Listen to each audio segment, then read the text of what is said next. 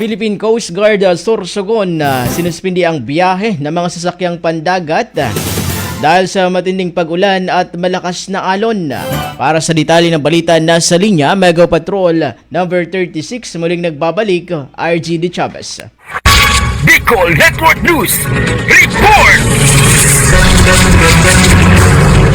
Inanunsyo ng Philippine Coast Guard Sorsogon ang suspensyon ng lahat ng biyaheng pandagat sa lalawigan ngayong araw Enero 9, 2025 dahil sa epekto ng matinding pag-ulan dulot ng shoreline na tumama sa silangang bahagi ng Southern Luzon. Ayon sa inilabas na travel advisory ng PCG Sorsogon, batay sa 20 oras na public weather forecast mula sa DOST Pag-asa, apektado ng shoreline ang mga baybaying dagat sa riyon at nagdudulot ng magaspang na dagat at malalaking alon na may taas mula 2.8 metro hanggang 4.0 metro. Dahil dito, ang lahat ng biyahe ng mga sasakyang pandagat na may gross tonnage na 15 GT pababa ay nakansela sa mga silangang baybayin ng Sorsogon. Pinapayuhan din ang mga may-ari ng mas malalaking sasakyan pandagat na mag-ingat laban sa malalaking alon. Samantala, ang suspension ng mga biyahe ay ipapatupad hanggang sa susunod na abiso mula sa PCG Sorsogon alinsunod sa anunsyo ng DOST Pag-asa. Sa kabilang dako, ang lahat ng mamamayan at mga mangisda ay pinapayuhan na mag-ingat at sumunod sa mga patakaran upang maiwasan ang anumang aksidente sa gitna ng karagatan. Kasama mo sa pagbabalita sa Bicol Network News, ito